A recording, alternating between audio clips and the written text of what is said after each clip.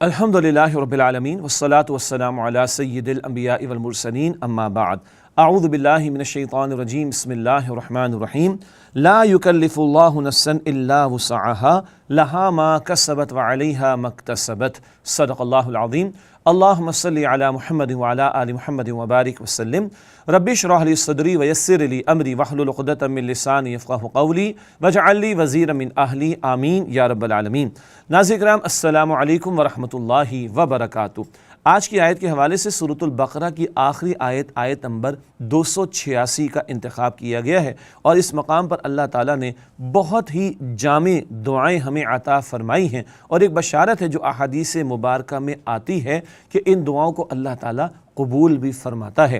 سورۃ البقرہ کی آخری آیت نمبر 286 ارشاد ہوا لا یکلف اللہ نفسا الا وسعها، اللہ تعالیٰ کسی نفس کو اس کی وسعت سے زیادہ ذمہ دار نہیں ٹھہراتا۔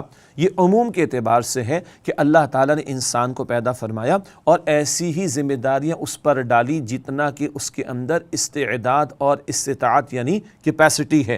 باقی ایک تفصیل ہے، ہر شخص کو جو اللہ نے عطا فرمایا اس کے مطابق وہ اللہ کے ہاں جواب دہ ہے۔ کیسے حالات اس کو میسر آئے، کتنا فیوریبل معاملہ تھا، کتنا انفیوریبل، وہ بھی بحث اپنی جگہ پر۔ اسی طریقے پر ایک بندے کو اللہ تعالیٰ نے مواقع عطا کیے، کیا اس نے اپنی استعداد اور کیپیسٹی کو بڑھانے کی کوشش کی؟ ایک بندہ 10 سال ایک فیلڈ میں لگاتا ہے، وہ بہت آگے نکل جاتا ہے، تو ایک بندہ خیر کی اور نیکی کے کاموں میں محنت کرے گا تو اس کی وسعت اور کیپیسٹی اور استعداد بڑھتی چلی جائے گی۔ بہرحال ارشاد ہوا لا یکلف اللہ نفسا الا وسعها، اللہ کسی نفس کو اس کی وسعت یعنی کیپیسٹی سے زیادہ ذمہ دار نہیں ٹھہراتا۔ لها ما کسبت وعلیہا ما اکتسبت، انسان کے لیے اس عمل کا اجر ہے جو اس نے نیکی کمائی، اور انسان پر اس عمل کا وبال ہوگا جو اس نے بدی کمائی۔ اللہ تعالیٰ نے اختیار بندے کو دیا، چاہے تو نیک بنے چاہے تو بدی کا معاملہ کرے۔ جو خیر کمائے گا اپنے بھلے کے لیے، اور اگر وبال پائے گا تو اپنی ہی برائی کا وبال پائے گا، یہ بھی اصولی بات ہے۔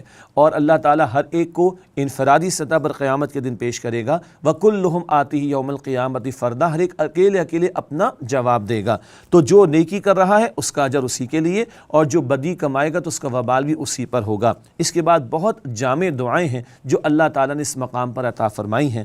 ربنا، اے ہمارے رب، لا تؤاخذنا ان نسینا او اخطأنا، ہمارا مواخذہ نہ کرنا اگر ہم بھول جائیں یا ہم سے خطا ہو جائے۔ حدیث مبارک میں بھی آتا ہے، اللہ کے نبی مکرم صلی اللہ علیہ وآلہ وسلم ارشاد فرمایا میرے رب نے میری امت سے نسیان کو اور خطا کو معاف فرما دیا۔ نسیان بھولے سے کچھ کام کا ہو جانا، بعض مواقع پر کوئی قتل خطا کا جیسے معاملہ ہو جاتا ہے، جیسے خطا کا لفظ آگے آ رہا ہے تو اس کی دیت یا کفارے وغیرہ تو مقرر کیے گئے، مگر عموم کے اعتبار سے نسیان بھولے سے کوئی کام ہو جائے، جیسے روزے کی حالت میں کوئی بھولے سے کھا پی لے، جیسے یاد آئے اس کو چھوڑ دینا چاہیے اور روزہ جاری رکھنا چاہیے۔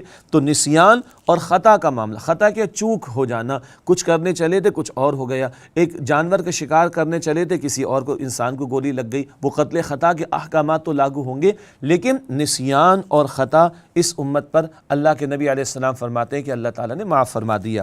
ربنا، اے ہمارے رب، ولا تحمل علینا اصرا کما حملتہ علی الذین من قبلنا، ہم پر ایسا بوجھ نہ ڈال جیسے کہ تو نے ہم سے پچھلے لوگوں پر ڈالا تھا۔ اسر ایسا بوجھ کہ جس کو اٹھانا ممکن نہ ہو۔ پچھلی امتوں پر مشقتوں کا معاملہ رہا، سختیوں کا معاملہ رہا، مثلاً مالی غنیمت ان کے لیے حلال نہیں تھا، قربانی پیش کرتے آسمان سے آگ آ کر اس کو کھا جاتی، وہ قربانی کا گوشت بھی استعمال نہیں کر سکتے تھے، خالص مخصوص عبادت گاہ میں ہی نماز ادا کرنا ان کے لیے ضروری تھا، اینڈ سو آن۔ اللہ تعالیٰ نے نبی اکرم علیہ السلام کی امت پر فضل فرمایا اور بڑی آسانی عطا فرما دی۔ یرید اللہ بکم الیسر ولا یرید بکم العسر، اللہ تعالیٰ آسانی فرمانا چاہتا ہے، مشکل فرمانا نہیں چاہتا۔ یہ دعا سکھائی ہے اللہ تعالیٰ نے، اور ہم دعا کرتے اور اللہ تعالیٰ نے دین بڑا آسان ہمیں عطا فرمایا۔ وما جعل علیکم فی الدین من حرج، سورہ حج کے آخر میں اللہ نے تم پر دین کے بارے میں کوئی حرج کا معاملہ، تنگی کا معاملہ نہیں رکھا۔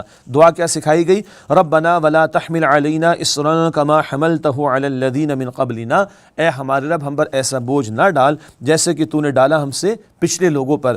ربنا ولا تحملنا ما لا طاقت لنا بہ، اے ہمارے رب ہم سے ایسا بوجھ نہ اٹھوا جس کو اٹھانے لانے کی ہم میں طاقت نہیں۔ وہی بات کہ لا یکلف اللہ نفسا الا وسعہا، اللہ نے اعلان فرما دیا۔ اب اللہ تعالیٰ دعا بھی اسی انداز کے ہمیں سکھا رہا ہے کہ اے ہمارے رب، ہم پر ایسا بوجھ نہ ڈال، یعنی ایسے تقاضے نہ آئیں، ایسی ذمہ داریوں کا معاملہ نہ آئے، ایسے مطالبات تیری طرف سے نہ آئیں کہ اللہ جن کو ادا کرنا، جن ذمہ داریوں کو پورا کرنا ہمارے لیے ممکن نہ ہو۔ اللہ سے آسانی کا سوال کیسے کیا جائے، خود اللہ تعالیٰ نے سکھا دیا۔ اب ایک بڑی پیاری بشارت ہے، احادیث مبارکہ میں ذکر آتا ہے بندہ جب یہ دعائیں کرتا اور مانگتا ہے اللہ تعالیٰ ہر دعا پر جواب عطا فرماتا ہے۔ جیسے مسلم شریف کی روایت ہے سورۃ الفاتحہ کی ایک ایک آیت پر اللہ تعالیٰ کی طرف سے جواب عطا ہوتا ہے۔ اسی طرح بخاری شریف کی روایت میں اور دیگر احادیث میں روایت میں ذکر آتا ہے کہ جب بندہ یہ دعائیں مانگتا ہے اللہ فرماتا ہے بلا، ہاں ہاں، اللہ فرماتا ہے قد فعلت، میں یہ کر چکا۔ کتنا پیارا رب ہے، دعا بھی سکھاتا ہے اور قبولیت کی بشارت بھی دیتا ہے۔ دعا ادھر سکھائی، یہ اس کا کلام ہے، اور بشارت صاحب قرآن صلی اللہ علیہ وسلم نے عطا فرمائی۔ واعف عنا، اور اے ہمارے رب ہمیں معاف فرما دے۔ معافی کا مطلب کیا ہے؟ درگزر کا معاملہ، اللہ پوچھنا، اللہ جانے دے۔ وہ جو ایک اور دعا حدیث میں آتی ہے نا، اللہم حاسبنی حسابا یسیرا، اے اللہ میرے حساب کو آسان فرما دے۔ تو اللہ کے پیارے رسول علیہ السلام نے حضرت عائشہ صدیقہ رضی اللہ تعالی عنہ کے سوال پر ارشاد فرمایا، اللہ پوچھے نہ اور کھولے نہ، جس کا کھلا اور اللہ نے پوچھا وہ تو مارا گیا، بس اللہ جانے دے۔ واعف عنا، اللہ معاف فرما دے، اللہ درگزر کا معاملہ فرما دے۔ واغفر لنا، اور ہمیں بخش دے۔ اللہ اکبر، یہ مغفرت میں کیا مفہوم ہے؟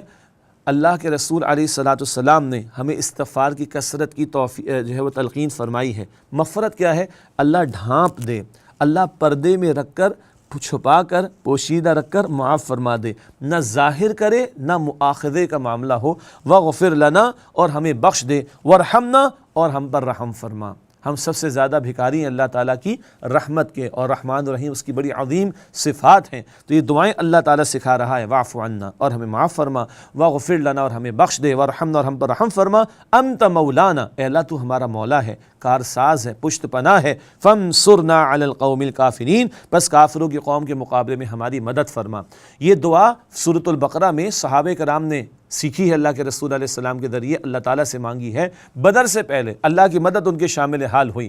یہ مانگنے والے بھی تو ہوں، ہم لوگ آج مانگ رہے ہیں، مستحق بھی تو بنے۔ اللہ کی نافرمانیاں ہوں، اللہ کے احکامات کو توڑا جائے، اللہ کی شریعت کو پامال کیا جائے، اللہ کو ناراض کیا جائے، تو یہ دعائیں کس طرح مانگ رہے پھر اللہ تعالیٰ سے؟ اپنے معاملات کو بھی سیدھا رکھا جائے اور اللہ سے معافی اور مغفرت اور رحمت کی دعا کی جائے تو اللہ تعالیٰ مدد بھی فرمائے گا اور کفار کے مقابلے میں غلبہ بھی عطا فرمائے گا۔ اللہ تعالیٰ میرے اور آپ کے حق میں ان دعاؤں کو قبول فرمائے۔ اللہ ہم سب کو معاف فرمائے، ہماری مغفرت فرمائے، ہم پر رحمت نازل فرمائے، اور کفار کی قوم کے مقابلے میں اللہ امت کی اور ہم سب کی نصرت فرمائے۔ آمین یا رب العالمین۔ وآخر دعوانا ان الحمد للہ رب العالمین، والسلام علیکم ورحمۃ اللہ وبرکاتہ۔